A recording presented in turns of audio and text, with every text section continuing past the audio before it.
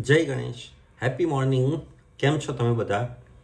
આજે આપણે વાત કરીશું અંક જ્યોતિષ બાબતે, એટલે કે ન્યુમરોલોજી. ન્યુમરોલોજી એ ઓકલ્ટ સાયન્સની એક બ્રાન્ચ છે કે જે દુનિયામાં અલગ અલગ તારીખોએ જન્મેલા અલગ અલગ જાતકો ઉપર કરેલા રિસર્ચના આધારે આવેલું એક ઓકલ્ટ સાયન્સ છે કે જે ફૂલ પ્રૂફ છે અને તેના આધારે કોઈ પણ જાતકના ભૂતકાળ, ભવિષ્યકાળ કે વર્તમાન કાળ બાબતે જે પણ પ્રિડિક્શન્સ કરવામાં આવ્યા છે તે સાચા પડ્યા છે. હવે આપણે મુદ્દા પર આવીએ તો આ દુનિયામાં કોઈ પણ વ્યક્તિનું અવતરણ થાય છે, જન્મ થાય છે, તે જાન્યુઆરીથી ડિસેમ્બર મહિનાના 1 થી 31 તારીખ જે હોય છે એમાંથી કોઈ એક ચોક્કસ તારીખે થાય છે. હવે તમારી જે જન્મ તારીખ છે it is a gifted by God to you, એટલે કે જન્મ તારીખ તમે આ દુનિયામાં જન્મ લો છો તે કોઈ ચોક્કસ તારીખે તે ભગવાને તમને જે જન્મ આપ્યો છે તેના આધારે. હવે તમારી જે જન્મ તારીખ ઈશ્વર નક્કી કરે છે તે તમારા ગયા જન્મના કર્મો કે જે આ જન્મે તમારે ભોગવવાના છે અથવા તો એના ફળ તમારે એન્જોય કરવાના છે તેના આધારે નક્કી કરવામાં આવે છે.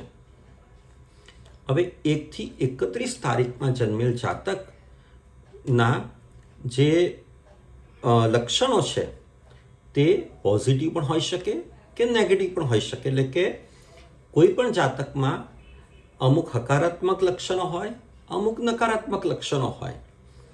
અચ્છા, હવે એ જે 1 થી 31 તારીખ છે તેને આંકડા 1 થી 9માં વહેંચી દેવામાં આવ્યા છે. 1 થી 9 આંકડા એટલા માટે કે આપણે 9 ગ્રહ છે, તો 1 થી 31 તારીખમાં જન્મેલ કોઈ પણ જાતકનું આપણે ભૂતકાળ, ભવિષ્ય કાળ કે વર્તમાન કાળનું પ્રિડિક્શન કરવું હોય તો તે 1 થી 9ના આંકડામાં એની વહેંચણી કરીને કરવામાં આવે છે.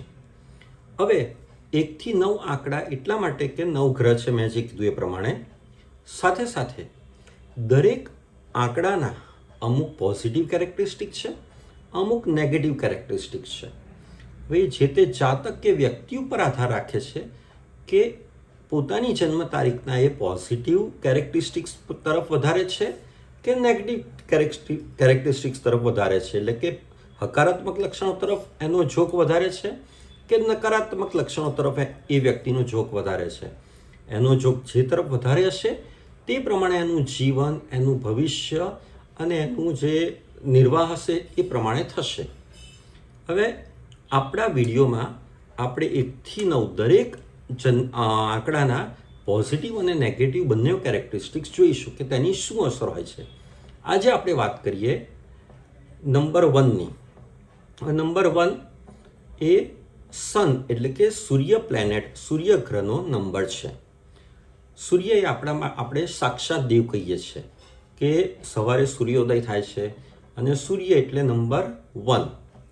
તો કોઈ પણ મહિનાના એટલે કે જાન્યુઆરીથી ડિસેમ્બરના 1લી, 10મી, 19મી કે 28મીએ જન્મેલ જે જાતક હોય તેનો મૂળાંક આપણે જે કહીએ છીએ બર્થ નંબર અથવા driver, it will be 1. How come? પહેલી તારીખ એટલે તો 1, 10 તારીખ એટલે 1 + 0 = 1, 19 તારીખ એટલે 1 + 9 = 10 અને 10 એટલે 1 + 0 = 1, 28 એટલે 2 + 8 = 10, 10 એટલે 1 + 0 = 1. હવે આમાં 10 અને 19 એ બે કાર્મિક નંબર કહેવાય છે, પરંતુ કાર્મિક નંબર શું છે, એની શું અસરો છે, એની આપણે અલગથી બીજા વિડીયોમાં ચર્ચા કરીશું. અત્યારે આપણે ફક્ત એક નંબરના એટલે કે 1લી, 10મી, 19મી કે 28મી જન્મેલ જાતકના પોઝિટિવ કેરેક્ટરિસ્ટિક્સ બાબતે વાત કરીશું. મેં તમને હમણાં જેમ કીધું એ પ્રમાણે એક નંબર એ સૂર્યનો છે. હવે સૂર્ય એટલે મેં તમને કીધું એ પ્રમાણે સાક્ષાત દેવ, તેજસ્વીતા. સૂર્યપ્રકાશ આ પૃથ્વી પર પડે એટલે આખી પૃથ્વી તેજોમાન થાય છે. તો 1લી, 10મી, 19મી કે 28મી જન્મેલ જાતક હંમેશા તેજસ્વી હોય છે. અચ્છા, બીજી વાત કહું તો આ તારીખોમાં જન્મેલ જાતકના જે પોઝિટિવ કેરેક્ટરિસ્ટિક્સ છે એ ઘણા બધા છે, 16 તો છે જ, પણ એમાંથી હું તમને એક એનું કેરેક્ટરિસ્ટિક ખાસ કહીશ કે એક તો તેજસ્વીતા અને બીજું તેનામાં લીડરશિપ ક્વોલિટી હોય છે, એટલે કે નેતૃત્વના ગુણો તેનામાં હોય છે. એનો મતલબ શું થયો કે 1લી, 10મી કે 19મી કે 28મી જન્મેલ જે જાતક હોય તે જો પોઝિટિવ તરફ વધારે હોય તો હંમેશા પોતાનો ધંધો કે વ્યવસાય કરશે અને તેમાં તે ઝળહળી ઉઠશે સૂર્યનારાયણની માફક, અને હંમેશા નંબર 1 હશે પોતાની કરિયરમાં, પોતાના વ્યવસાયમાં અને પોતાના બિઝનેસમાં. તો આજે આપણે આ વાત કરી 1, 10, 19 અને 28મી તારીખે જન્મેલ જાતકના પોઝિટિવ કેરેક્ટરિસ્ટિક્સ બાબતે. આગળના વિડીયોમાં આપણે બીજા નંબરો અને દરેકના પોઝિટિવ અને નેગેટિવ બંને કેરેક્ટરિસ્ટિક્સ બાબતે વાત કરીશું.